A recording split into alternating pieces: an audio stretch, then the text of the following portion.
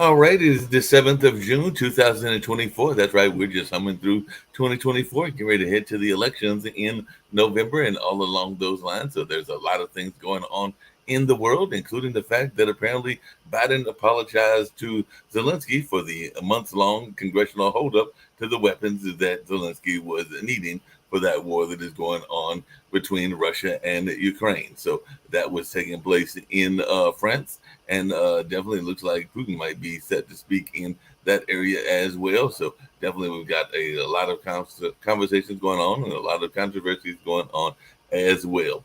And in Israel, Israel strike kills 33 in a Gaza school that was filled with displaced families. And apparently that is raising U.S. concerns about civilians despite something called precision munitions. So that's something that we're seeing in the news as well.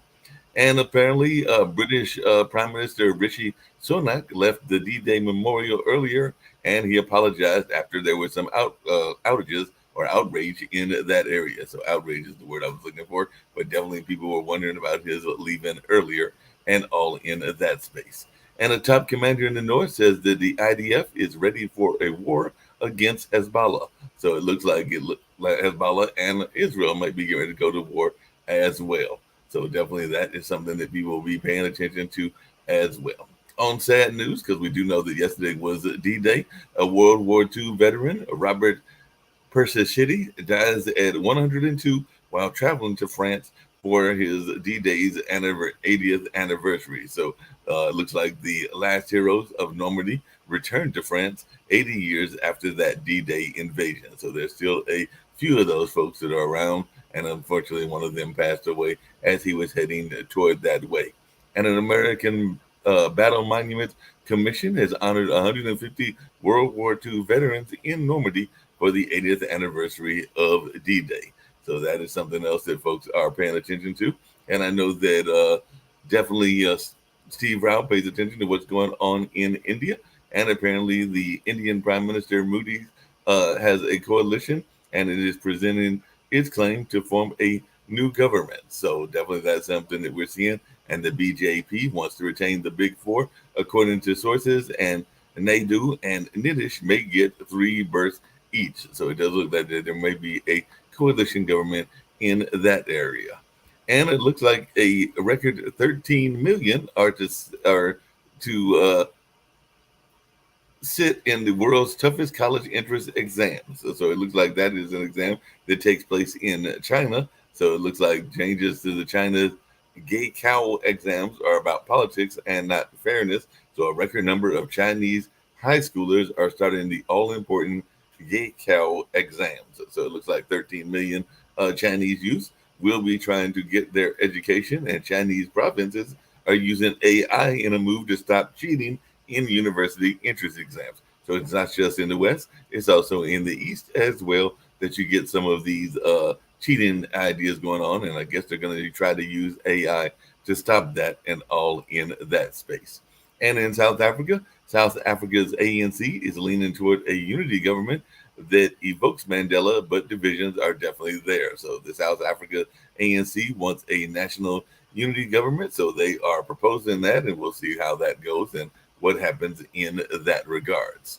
So definitely be interested to see what that happens. And maybe on Monday we can talk about the fact that a Washington Post publisher tried to kill a story about him. It wasn't the first time. So definitely that's something that was in the news. So a Washington Post CEO promised interview for ignoring the scandal. That's what an NPR reporter says. But it does look like morale is plummeted inside the Washington Post as staffers express alarm over the publisher's attempt to squash a story. So definitely looks like there might have been a story that was not going to be a positive story, and maybe we'll talk a little bit about that on Media Monday when Media Monday rolls around. And it looks like delegates have walked out of a UN meeting during the Israel speech. So Israel's treatment of Palestinian workers denounced at a UN meeting, and workers in occupied Arab territories are facing catastrophic situations, and unemployment is near 80% in Gaza, according to a UN agency, and all in that space. And I'd say that we cover things of other parts of the world as well. And apparently, children were among 104 that were killed in a Sudan village attack. 35 children among those that were killed in the latest Sudan civil war carnage. So yes, there is definitely a major civil war going in that part of the world as well. And the Dutch area, the Dutch far right party is making big gains at the EU elections, according to exit polls, and all in that space. So it looks like the Dutch left wings is hold off the Surgeon Wilders in a tight EU election. So definitely it looks like a lot of people are wondering about the fate of the EU and all in that space. So definitely we'll see how that goes as well. So definitely there's a number of things that are going on in the world, and we might get to some other ones, but let me get to some things happening in the U.S. as well, and then I'll bring in whoever we've got to share this conversation. But one of the things that I had been talking about in to Nick earlier was the fact that apparently unemployment is got some interesting statistics. I'm going to see if I can't find those once again, but that was some of the things that folks were talking about was that the unemployment is on the rise, but apparently there's been a lot of job growth and all in that space.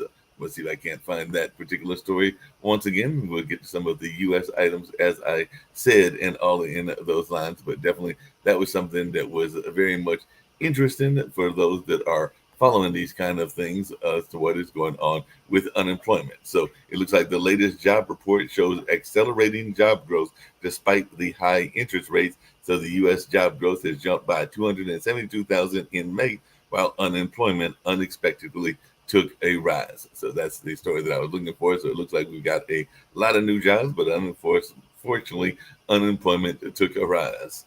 And definitely among decades old torture porn, and that's right, I did say torture porn, Rex Howerman allegedly kept the Word doc of his murder plans. So definitely this is something that's going on in that Gilgo Beach serial killing trace and all along those lines. So suspected Gilgo Beach serial killers, kids are along for a dark ride, and they're sticking by their dad after a disturbing planning document was revealed. So that's something else that people were asked as well. And speaking of trials and things along those lines, Biden asked if he'd pardon Hunter if he's convicted in a gun trial, and he said that he would not do that. So he said he will not pardon his son, Hunter Biden, if he's convicted on gun-related charges. So those charges are going on as well. And it looks like Biden is to speak on freedom and democracy at Point Dahuk. So that's definitely something else going on.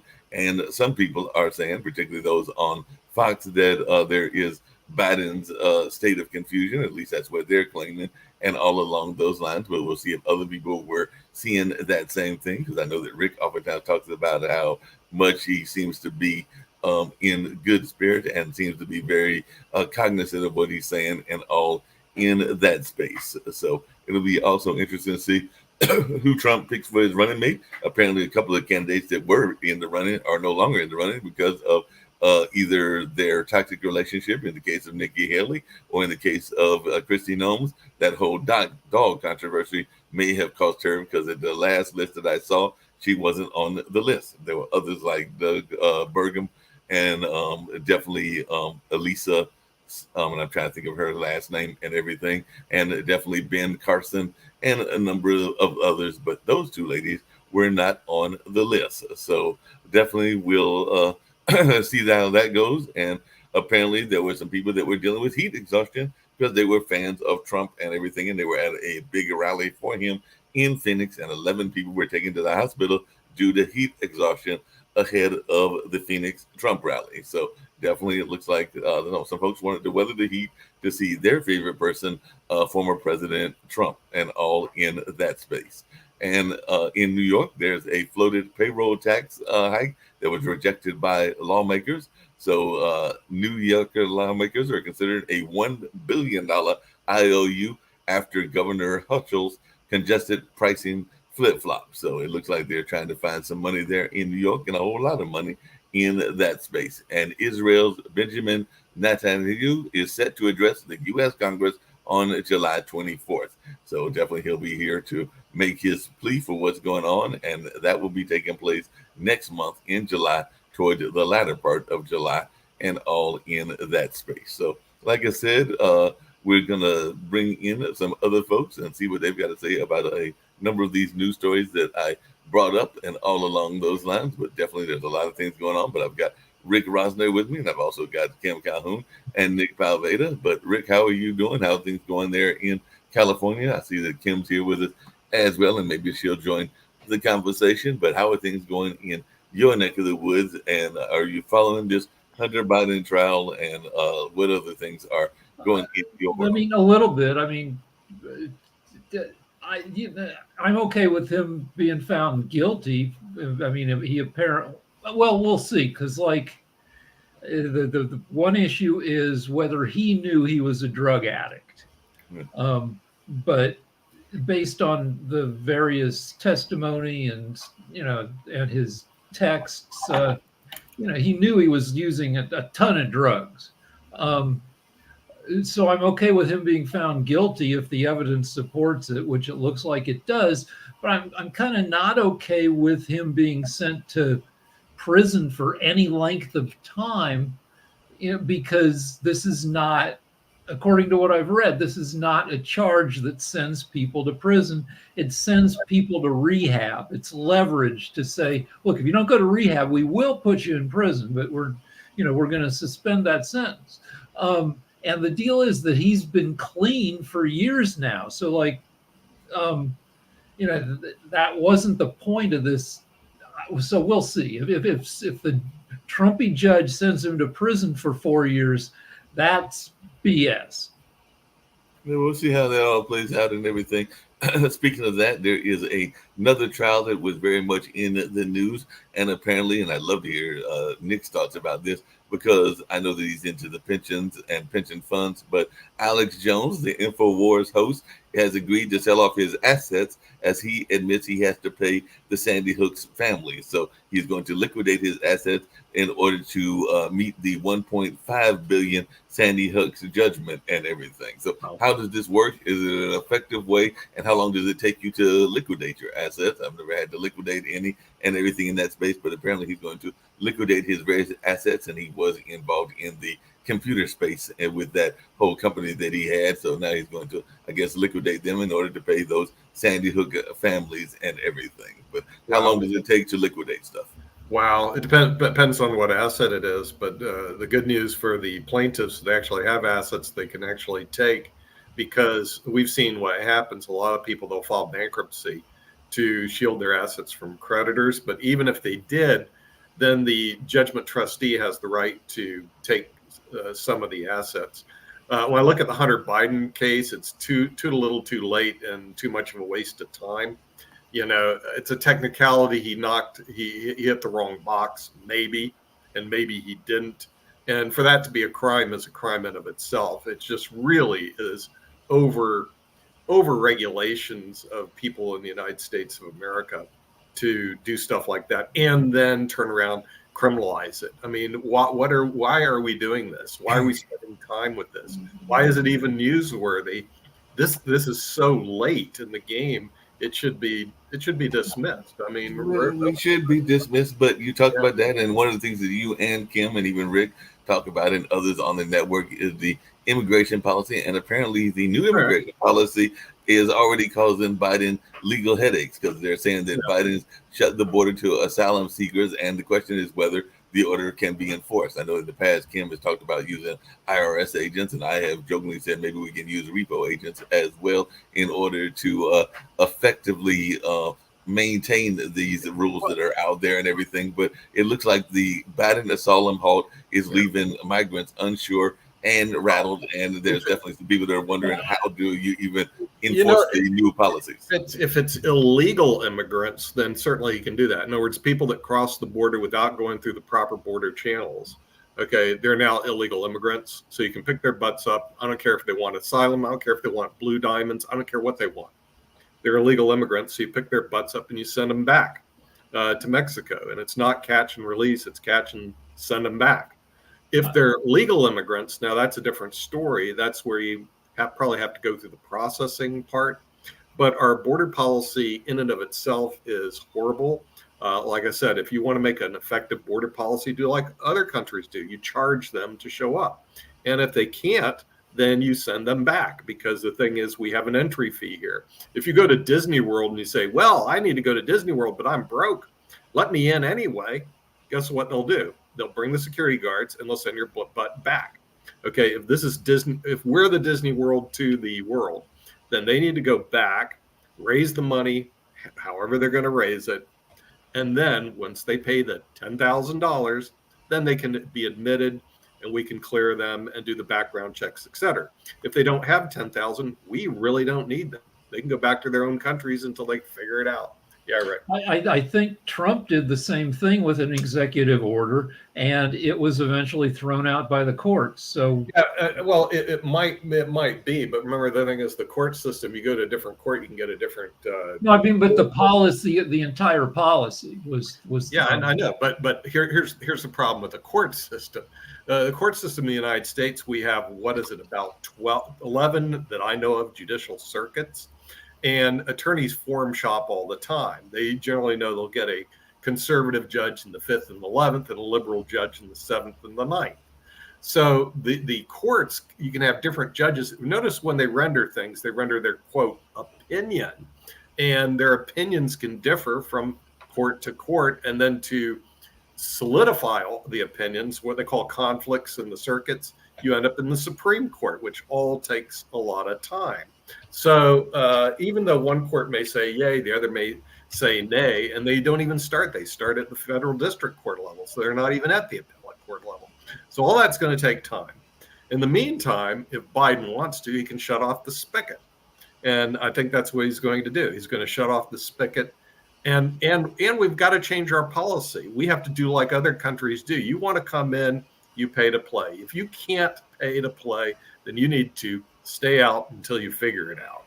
And then but speaking of paying to play, wait. I looked it up. The U.S. has 13 judicial circuits. 13 circuits. So he wasn't that far off and everything. An argument for expanding the Supreme Court. So you have one justice for every circuit. Oh, yeah. Expanding the Supreme Court and everything. There was, I was reading an article earlier today about a judge that was appointed by Trump. And apparently he has surprised some folks because he has taken some stands that were not expected, that being Neil Gorsuch, because definitely he has gone in what people are saying is a very strong conservative majority. I think it's like 6-3 or something like that. But he has gone against them on issues around LGBT rights and tribal lands and a couple of other issues. So it was interesting to say that he is apparently, and Shaquille, if he was here, would be interested in this, because I know that this is one of the things that Shaquille says he falls into and everything, because I think Neil considers himself to be or Judge Gorsuch, a libertarian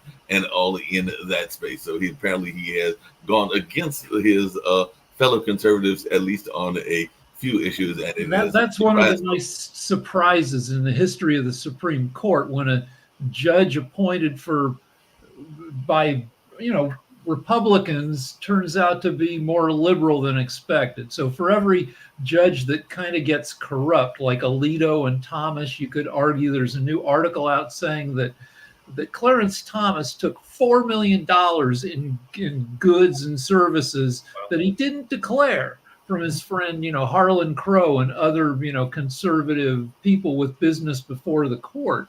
But there are probably more instances, I don't know, I'm not a historian, of judges like doing the right thing.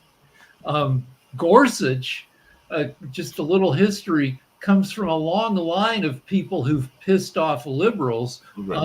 His mom was appointed by Reagan to run the EPA and scuttle the EPA. She was like, sometimes Republicans will appoint somebody to wreck an agency they don't like. And there's been some talk about that being done with education and other agencies as well. But there was a major fundraiser apparently in your neck of the woods, not in LA, but in San Francisco, which I know is a little ways away from you. But apparently Trump raised a reported $12 million from Silicon Valley, and it looks like there might be some high-tech, big-tech CEOs that are lining up to back Trump. And apparently this was an event hosted by David Sachs, and it looks like he racked in millions at this Silicon Valley fundraiser. So I just wanted your take as one that follows the internet and computers as to why there's a thing called more for Trump. All right, there's a thing called Pascal's wager. Pascal was this mathematician and philosopher, and he said, look, on your deathbed, you should always embrace Christianity because it's probably not true. There's probably not a heaven, but it doesn't cost you anything to take a grab at it. So these Silicon Valley guys, they probably give to both. But if they give to Biden being a normal politician is less bribable than Trump. Biden will be like, yeah, okay, I'll take your interests into consideration, but Biden will be kind of measured. Trump, he seems more bribable. So, maybe you don't like Trump, but if he happens to get elected and the odds still favor him, they shifted more in his favor yesterday. And you might as well, make the wager in case he becomes president. Right. They're hedging their bets. And when we did the LinkedIn poll, the Pod TV LinkedIn poll, it's almost 60%, 40% said the felony conviction doesn't matter. So I was thinking about, Mark, when you were saying about the vice presidential candidates, I think his choice will be an obsequious sycophant. So what you have to do is go through them and find out which is the most obsequious sycophant vice presidential candidate. And that's the one that Trump will choose because that's the only person he can work with. And I don't know which, because I thought Burgum would be one of them, but he may not qualify as an obsequious sycophant, so he may not be the one. So he really needs somebody that fits that mold. His previous vice president, Mike Pence, was perfect for that. And we'll just have to. Well, was he perfect, or was he perfect up until they lost? Because he didn't exactly back him after the loss. Afterwards, but during the period of time, he was the perfect obsequious sycophant. Strategically, Nikki Haley is who he should pick because she had a lot of people voted for her. She'd pick up a lot of independents. She's a woman, which, the GOP is not super popular with a lot of women because of the abortion thing. But Trump isn't strategic. Trump is kind of a baby, and he wants somebody who will kiss his ass. Right. Well, and definitely wants that. Qualify. She's not an obsequious sycophant. That's the problem. No, that's the problem. They would probably want to kind of step back and argue with them and even give them some pushback for some of their causes and things that they are about. I do have a question for you because we're going to have one on, I think, the 11th that'll be joining us. And Nick, you'll be glad to know that this particular young lady, I think, has 1 million YouTube followings and everything. So we've got a YouTuber. I just booked her, so I've got to send her the confirmation. But she'll be joining us here on World Edition on the 11th. And she's got some ridiculous amount of following. And she'll tell us how she got them and what her success was and how she became it. But there is another major YouTuber, and this is what I was going to ask Rick about, Alex Choi, and apparently he's got in trouble because now he's facing federal charges for allegedly directing a video of fireworks being shot from a helicopter at a Lamborghini. So apparently he was having nothing better to do, so he was trying to make this YouTube stunt, and now he's running into problems because I'm not sure. There's a number of things there where the helicopter came from. I think it was on federal land, and of course illegally shooting fireworks. And I don't know, maybe he could also get charges for destroying a Lamborghini, but it looks like he is facing, it was on federal land, so it looks like he is facing some charges for this stunt that he pulled out. So from both a stunt purpose, because I know that you were there in LA and people do all kinds of crazy things in LA and everything. And from a legal purpose, what is our take on this YouTuber who apparently is facing some federal charges for? If he did 10-year-old me would have loved this. I was always blowing up stuff with fireworks, but I didn't have access to a helicopter or a Lamborghini. But yeah, if he broke a bunch of laws, being an idiot, it seems like, all right, he'll pay the price. Yeah, he'll spend some time in the big house, Mark, for that one. I mean, and part of it is a safety concern. I mean, especially in California with the fires, and they just don't respect the fact that if you're blowing stuff up in California, you could be lighting stuff up also at the same time. And I think that's the real problem. That's the reason he'll be criminalized. Now, how much time he's going to serve is a good question. That'll probably be the issue more than anything. I mean, if they wanted to deliver justice, they should make him do PSAs on his, media. Oh yeah, right. Yeah, speaking of justice, community service, and a little jail time, so that he'll understand that there's some. Well, speaking of justice, because it's Friday and I like having fun on Fridays, and particularly on our news and everything. I don't think that the Dallas Mavericks were having much fun, because I did watch the game yesterday. They basically got blown out by the Boston Celtics and everything from about the second quarter on, even though they did try to make a run, and we'll see what they do on Sunday as they try to bounce back. But there was a man a little bit older than me, so he's about 71, that was arrested over there in your neck of the woods, Rick, and everything, because he was arrested after the Los Angeles Police Department found, are you ready for this, nearly 3,000 boxes of stolen Lego sets at his home. So I don't know what you do with the stolen Lego sets, but apparently this man had a bunch of them in a massive retail theft bust, and it was found inside of his Long Beach home. So he might have been literally around the corner from you, but there were thousands of boxes of Lego toys. He had enough Legos to build a second home. Really? Why would somebody steal Legos? To me, the thing is, that's kind of a dumb thing to do. Have you seen how much Legos go for? Legos are like a little Lego set, a box, right, with 1,000 pieces, and you can build anything with Legos now. Right. That'll run $40. So 3,000 times $40 is $120,000. Yeah, you can make a lot of money off the Legos and everything, but Nick, we may be having some problems as well. We can get back to the Legos, because apparently they're heading to the northeast and everything, but there is a flying venomous spider that apparently is here in North Carolina. It's called the Joro spider, and apparently can fly for miles and even devour butterflies. Fortunately, they are very shy, and apparently they're heading for the northeast. So understand that North Carolina could see the Joro spiders, but don't panic. So apparently, maybe because they're shy, they won't be actually attacking a lot of people, but you might need to know that they are out there and everything. So apparently there's a deadly spider that is here in North Carolina and might be heading up to the northeast around some of Trump's area, like around New York and places like downtown that. LA is one of the it has one of the greatest varieties of spiders in America, because downtown LA has all these old buildings that have coal cellars. That buildings used to have huge, like scary, gross basements. And in downtown LA, you still have these 120-year-old buildings that have these basements that you don't want to go into, because they're just creepy and dark. And it turns out you're right not to go down there, because they have some of the world's nastiest spiders. Yeah, well, in Florida, where I'm at right now, they have pythons, and the thing is, some of them are not native to Florida. They were imported, and they start eating the bloody everything, alligators, you name it, small game, they don't care, and they reproduce like crazy. It's a major problem.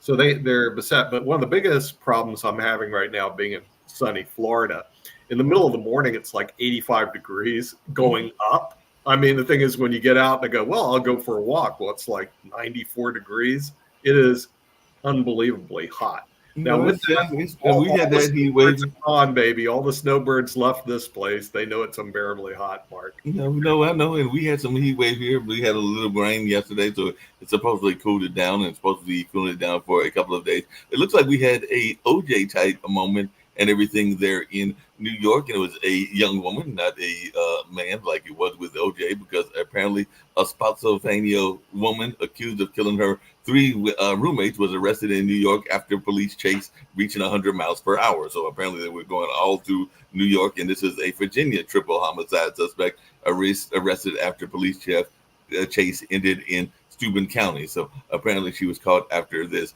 high-speed chase and all along those lines. So I want to go back to the pythons for a second. The pythons and a lot of animals, like are people. A guy who, a guy with bad social skills buys a python so he can drape it around his shoulder and go down to the beach and maybe use it to try to meet girls, right? And then it doesn't work, and the python keeps getting bigger, and it costs a lot of money to buy the mice for the python. So eventually the idiot dumps it out into the swamp, and that happens enough times that now you've got this huge python population. If you read Florida fiction, right, fiction about, like, by Dave Barry and others, about idiots running wild in Florida, pythons are a big part of those plots now. There's even a sitcom, I forget the name of it, ran for a couple seasons, about idiots on safari for Florida pythons. But people do idiotic things all the time, because I remember there was a time, actually the Juneteenth celebration will be not this weekend, but I think it's next weekend and everything here in Durham. And I remember when it was not Juneteenth, but one of the other celebrations, which was Bembe, was on one of our HBCU campuses and all along those lines. And there were people literally walking around with ferrets, because there was a time that ferrets were very popular and all along those lines. So yeah, people oftentimes get these animals that are exotic, or that they consider to be exotic, and that are out there, but they cost a lot, and sometimes they are more ferocious than people think that they are. Yeah, ferrets are cute, but they're bitey. They like to bite you. What LA has is parrots that got loose, and now we have swarms of parrots, and they're beautiful trees filled with green parrots, but they drive neighborhoods crazy because they're super loud. But I'd rather have parrots than pythons. Yeah, or maybe even ferrets and everything. I did have a question for you, Rick, really quickly, and all in that space, because there is this other trial that is going on. It's the Gilgo Beach serial killing, and I know that one of your favorite topics sometimes is the whole notion of whether we still need porn, and whether we have porn, and whether people are using porn as much as they used to. But apparently this alleged serial killer, Rex Heuermann, apparently kept the Word documents of his murder plans, along with decades-old torture porn. So how long do you keep this stuff? I thought that after a while you would get rid of it and throw it away. I mean, okay. So you're an idiot for keeping porn, because, like, I don't think most people. I mean, one reason you go to porn is for variety, right? So why are you keeping stuff that it lost its charge for you, 5 years ago? I was just talking to a buddy about, like, I think there will be unlike Sasha, I think there will be a dip in AI that people will be. Right now, everybody's like super excited about AI. I think it will end up disappointing people by not being able to do everything we want it to be able to do. And so there will be a crash, like there was with the internet in 2000, when people realized the internet wasn't that great at that point. But I think that one area where AI will continue to, like, meet people's needs and expectations is porn, because porn, you don't look at porn for quality. Nobody watches a porno for the acting or for the plots, right? So AI is able to generate a lot of mediocre material. When you go on ChatGPT, you don't get original thought. Hold on a second. There was a whole movement that existed at one point that would counter your argument, because I remember that there used to be a group of what some people would call feminists in the porn industry, right. And they used to try to have plots within some of their movies, because they felt that the women that were watching it like to have more of a plot than some of the guys that were watching it. So yeah, that's a niche market. And in fact, like plots in porn were destroyed, I don't know, 10, 15 years ago by the Gonzo movement, which is just film people having sex and film yourself having sex. And like, and now with like people on OnlyFans, selling pictures of themselves naked or there's no plots on OnlyFans. No, there's sometimes OnlyFans is just people sitting in front of their swimming pools or their hotel resorts or wherever else it may be. But you're talking about AI and this one. You got to you're talking about AI and this one.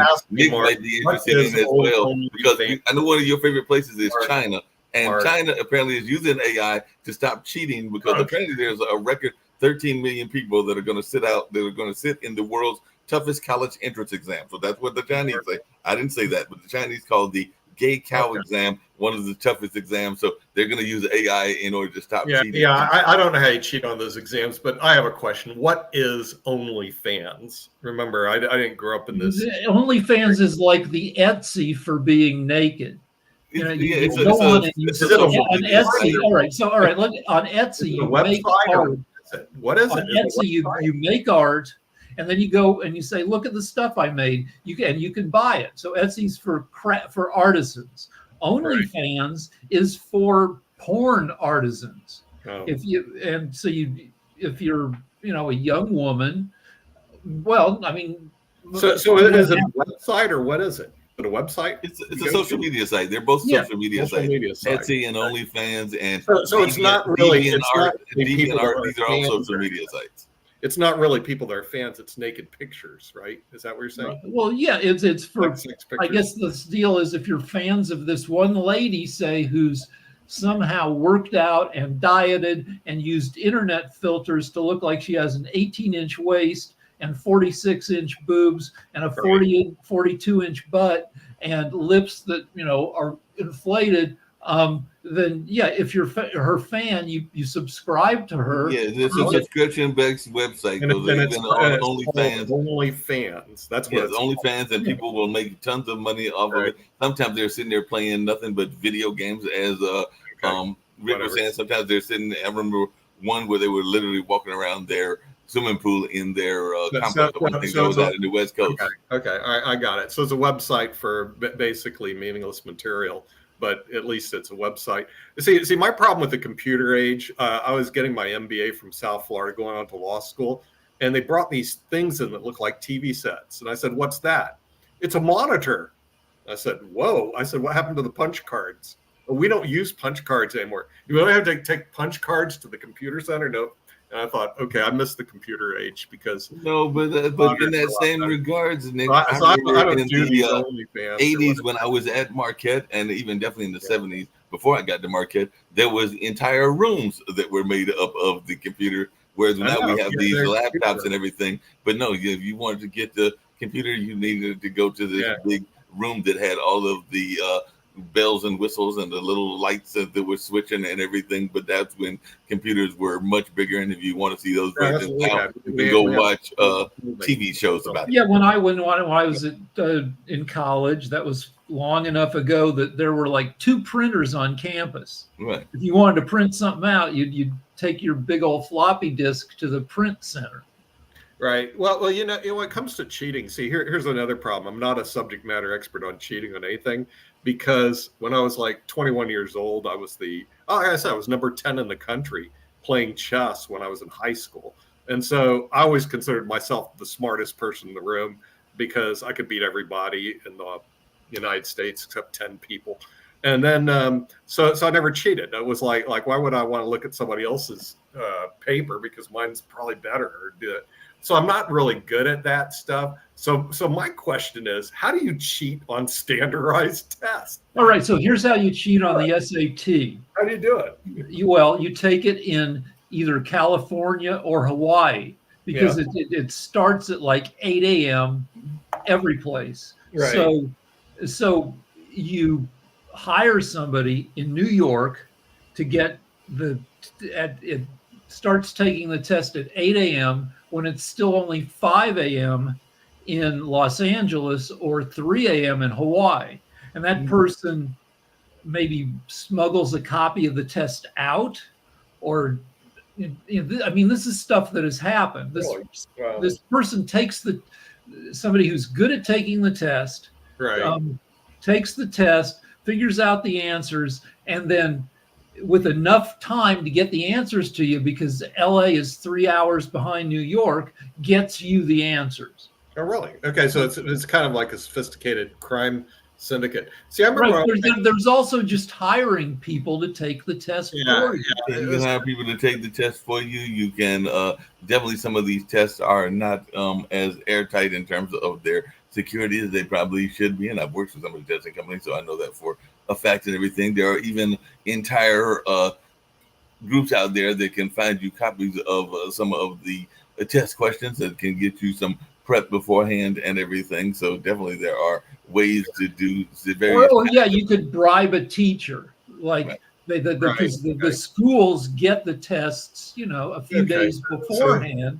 Yeah. And if you an underpaid teacher, some teacher is making like 60 grand a year, and you say, well, for $5,000, just let us have East Asian countries have such an emphasis on academic performance that there is a lot of pressure to cheat. There, a few years ago, the SAT scores for an entire country like either South Korea or Taiwan had to be thrown out after a nationwide cheating scandal. Oh, wow. Okay, so because they're really into cheating. I remember when I was in college, they had what they call CLEP tests. So I left high school as a junior and took these CLEP tests, and they said, we'll give you a year of college. And I said, well, what else I can do? They had special CLEP tests. Well, I'll take those too. So I got another year.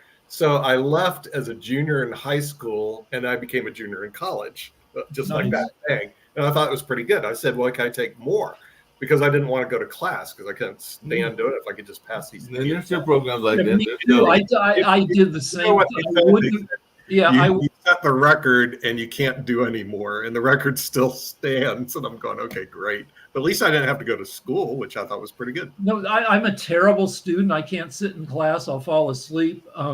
But I found a college that let you take the GRE subject test for credit, and doing that, if you're good at one, if you're good at those tests, it doesn't really matter what the subject is. You can suss out the answers. Right. And so I earned 12 years of college credit in a year just taking tests. Just taking tests, right? Yeah, which I thought was more efficient. No, that makes a lot of sense and everything. Yeah. Hey, Nick, just really quickly, because I'm confused about something that I'm reading right now, because there is this country that is apparently in the middle of a major war. If Sasha was here, and he'll hopefully be here in about 11 minutes for his show and everything, he could talk about it and everything in that space. But in terms of what they're calling PPP terms and everything along those lines, and apparently he's suggesting moving some of his major companies outside of Moscow, but he's involved in the conflict not just against Ukraine, but in other parts of the world as well. And apparently he's saying that 40% of Russian trade turnover is now in rubles, but apparently Russia has overcome Japan to become the fourth largest economy in the world. So I'm trying to figure out, how do you become the fourth largest economy in the world when you're in the middle of several major wars? Because it's not just Ukraine, there's some other wars as well. So I'm trying to figure out how he is the fourth largest economy in the world. I know we oftentimes talk to David about whether we're losing our status as a world leader and everything, but I would think Russia would definitely be losing its status. But there are reports now, including some from India and other sources, that they are now the fourth largest economy in the world. How does this work? I'm looking it up, but the World Bank is saying this. Yeah, you have to fact check that. But if their economy is growing, it may be because they're selling oil to China and India.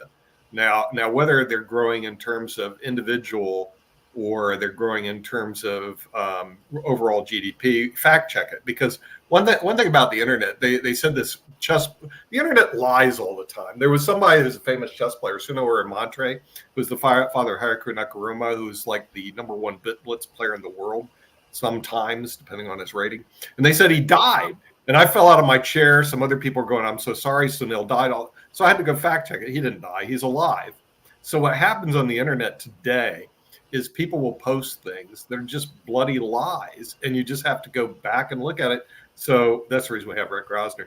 So is it true that Russia is the fourth overtook All right, China? so I just read. No, this I was just- released. just This is skimmed an article. revised data from the World Bank. So this is actually from the World Bank. Hold on. and it Let says me answer the question. Yeah, So please. Yes. it's something you would hate if it were America, because it's Keynesian spending on the Right. military. Okay. That Russia is spending so much money it doesn't have, deficit spending, Mhm. that it's goosing the economy. Really? So did it overtake Japan? Yes, Mhm. there's also a thing overtook Japan and this Germany. article talks about, which is something called PPP pricing, which Mhm. is based on. Purchasing power parity. Yeah. Okay. So it's like a Big Mac in Russia costs half what it costs in other countries. Wow. So, if somebody's spending $1 on a Big Mac in Russia is the equivalent of $2 in economic activity, because you're goosing. Yeah, because according to this article, we're number 2. India is number 3. Russia is number 4. China is the leader in terms of the economy and everything, which I'm not surprised at. And yes, Russia did overtake Japan and Germany. So that's the 2 that it overtook. So it overtook both Japan and but they're doing deficit spending. So they're basically the government is going into the hawk over there because they want to spend money on their stupid war in Ukraine. This article also says that Russia has a huge shadow economy because Russia's had crap government forever, and people have had to make private deals to get what they want because the government just so they say that maybe 39% of Russia's economy is in the shadows compared to only 10% of Japan's economy. Right. Well, the thing is, they only really have 2 major cities today, which is Moscow, which is like the biggest city in Europe, which shocked me. They have like 20 million people. It's between them and Istanbul. And then they have St. Petersburg. And then after that, it's just a vast land of nothing. In Japan, Tokyo is bigger than the whole country of Australia. So some of these mega cities that are out there, and Kyiv is actually a huge city. It's one of the largest cities in Europe. So when they're bombing Kyiv, they're bombing one of the major cities in Europe. However, it looks like the war is costing the government, tons of money, and they're willing to basically go in the hawk for the stupid war in Ukraine. I wonder how long that's going to last. It'll last, I guess, as long as India and China continue to buy Russian oil. By the way, Nick, you have to stay safe when you go to Spain, because apparently there's a British doctor, and he was very popular because of his 5-2 diet, and apparently he went to Greece, and now he's missing. So we got to keep you safe and everything, because there's a search for Michael Mosley, because apparently he is a very popular doctor who went missing there and everything. So he's been missing, but he, like I said, created this 5-2 diet. And I know that oftentimes we talk about obesity and how important this obesity crisis is around not just the United States, but the world as well. And apparently this doctor that was trying to get us all to be more healthy is now missing and everything. So we got to make sure that you are staying safe when you go to Spain, because apparently he went to Greece and now he's missing. So hopefully everything will turn out well and he will be found. Well, I plan to be in Barcelona, so I can take weekend trips to all these cities around Europe. Hopefully I can do some travel shows, but that can be very difficult to do. When do you go? When do you go? Move. My flight's on September 18th, so I'll be beaming in from Barcelona. I'm right now in the Tampa Bay area, so I have Tampa behind me, where I'm originally from. And the thing is, September 18th, I'll be in Barcelona. I'll be beaming in the evenings in Barcelona.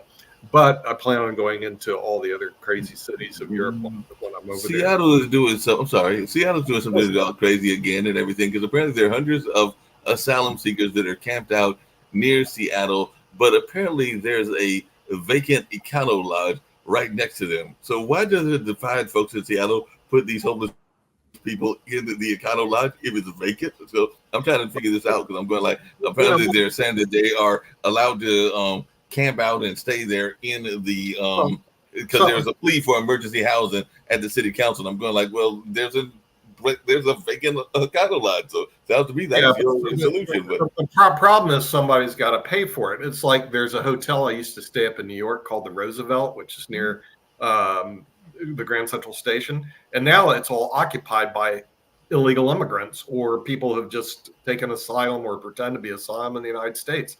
They've filled up a lot of the hotels in New York, and your friend Eric Adams is tired of it because he's paying for the rent. So the New York City taxpayers are paying for rent for these people who claim asylum in the United States, and Jatovy sees no problem coming here for free. Jatovy, and you're not here, so I can yell at you. There is a problem for them coming for free because it isn't free. We're paying for it, or somebody is paying to house these people. And so I think they need to stay in the Mexican desert until they get the $10,000 up. Then you can bring them into the United States.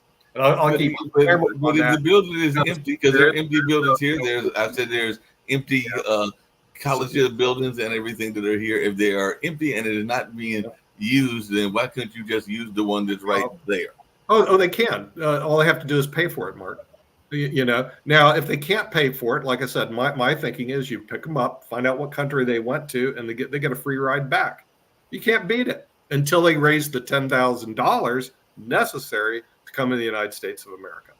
So, except we can't implement new ideas because we're politically paralyzed. The problem is, Rick, they don't even propose new ideas. Right. So, bad, but they have no ideas. How can you be in a country, in a place in Washington, D.C., which is a land of no ideas? And in San Francisco, they come up with ideas all the time. The high-tech industry moves all the time. You go to Washington, D.C., there are no ideas. All you have is this idiot Marjorie Taylor Greene, who's fresh off the cow farm in Georgia, spouting stuff that is totally meaningless. All right. So you look at the times in America where we've had a ton of new ideas. We get hit with the Great Depression. FDR comes in. He tries a ton of new stuff because the country's in trouble. Then World War II, more trouble. We develop a bunch of new stuff. Then Russia in 1957 puts up the first satellite in orbit. The U.S. freaks out. We try a bunch of new stuff. Then JFK says we need to go to the moon, and then he gets assassinated. So in honor of him, we frickin' go. 6 years after he gets killed, we're walking on the moon. But Biden's got one of his major Hollywood types that is upset at him because apparently we were talking about that Netanyahu is going to be speaking in front of Congress next month, but apparently George Clooney's wife, Amal Clooney, was working on the case, the ICC case against the Israeli leader, and definitely, Biden was not a fan of that warrant. So apparently Clooney called Steve Ricchetti, which is one of the counselors to the president, to express concern about Biden's denunciation of the arrest warrant sought by ICC prosecutors, especially his use of the word outrageous, because apparently the actor was upset, and rightfully so, because his wife was involved in the case and everything. So apparently he was upset, and he is a major Democratic donor and all along those lines. So apparently there are some people that are wondering whether he'll even show up at the June 15th fundraiser that he was set to appear at and everything along those lines, because that's supposed to feature some marquee names like former President Barack Obama, late night TV host, and Rick Rosner's former boss, Jimmy Kimmel, and actress Julie Roberts. Kimmel just endorsed Biden because I think he was trending on Twitter where people were, MAGAs were mad at Kimmel for the endorsement. But Clooney is like the ideal guy to get stuff, like when MAGAs like to, denounce Hollywood stars for being know-nothing, elitist, pedophile, whatever. There's a whole string of, but, like some stars are stars because they're smart. Like, LA is full of idiots who come out here to try to make it in entertainment. But if you're an idiot, you generally fail, and the smart people end up surviving. And Clooney's smart. He's well informed. He's charming. So, I'm hoping. What ethnicity is his wife of? Because I was trying to figure out why she was involved. I know she's an international human rights lawyer. Right. Apparently, Biden made a joke about her, calling her George Clooney, using that whole flipping of the narrative of who is the person in charge of the family, because apparently Biden said we see Amal Clooney's husband, George, is one of the most celebrated actors, directors, producers, and screenwriters of our time. But I do know that she's an international lawyer, but I don't know enough. Right. So people were criticizing her early in the war, saying, why hasn't she come out against some of the apparent atrocities Israel was committing? And it turned out she couldn't say anything because she was working on this indictment against Israel for war crimes. Yeah. Well, I think it was specifically against Netanyahu, was her target. Yeah. But Georgie Boy just needs to grow up. I mean, this is the world today. And if Georgie Boy can't grow up, too bad. I mean, it still boggles my mind why people follow celebrities. It's like all of a sudden, but I agree with you, Rick, to a certain extent, through natural selection, they are better than the average person in terms of what they know. But they're definitely not the no end all of everything. Well, it depends on what they are. There are some celebrities. Take a look at Leonardo DiCaprio. He knows a lot of stuff about, I think, because just so you're rich as hell, you tell your assistant, you say, I need to know everything about what climate change is doing to the oceans. So your assistant, or you probably have 3 assistants, one of your assistants runs off and does a ton of research and briefs you. So DiCaprio, he dumped his girlfriend because she hit 25 years old. And he doesn't like them when they get older. So now he's got a 19-year-old girlfriend. So DiCaprio can both date a teenager and know a ton of stuff about the oceans.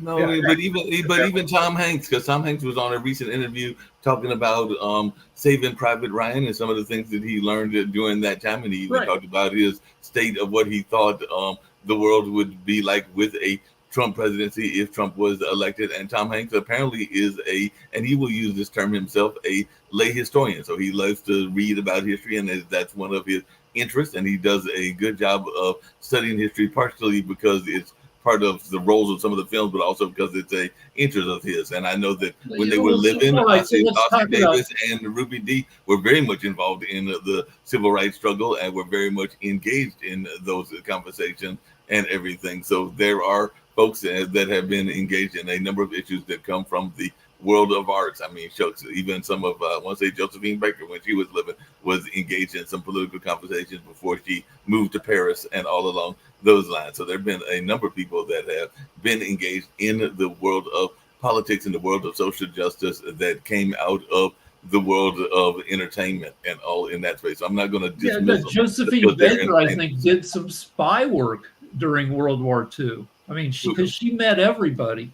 But like Tom Hanks was executive producer on CNN's History series, where they did like an hour on every decade, or a series of hours on every decade, the 90s, and they did 8 hours on the 90s and the 2000s. And Hanks was producer of Masters of the Air, which was the story of the bombing campaigns over Germany. Right. So and he did say he was over in Normandy yesterday, helping commemorate D-Day.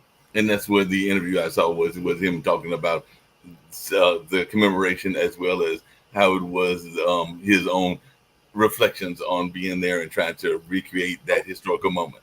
Well, before we go away, I want to make sure that everybody gets to see this clip of one of my favorite people in Congress. So let's go take a look. In that room?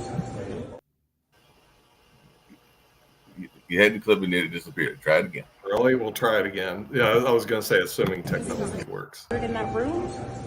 No, absolutely not. I mean, everything I said is correct. It's how the American people feel. It's what we know to be a fact. It's all the evidence has been proven true.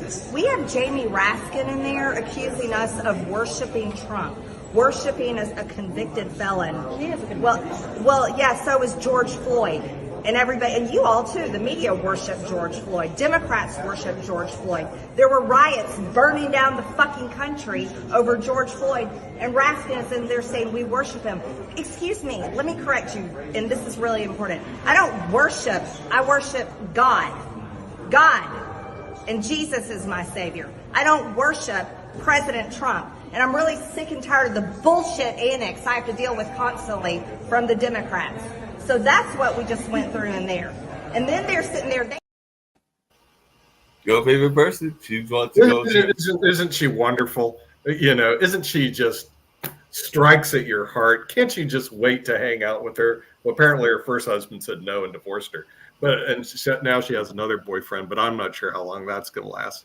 You know, so this is what gerrymandering does. 90% of the seats in Congress safely belong to either the Republicans or the Democrats. That is the population, the map is split up. So a Republican can never win this district, a Democrat can never win this, and she's in a super safe Republican district. And isn't she sweet? I mean, so, the reason lunatics get elected is that the winner of the primary is guaranteed to win the general.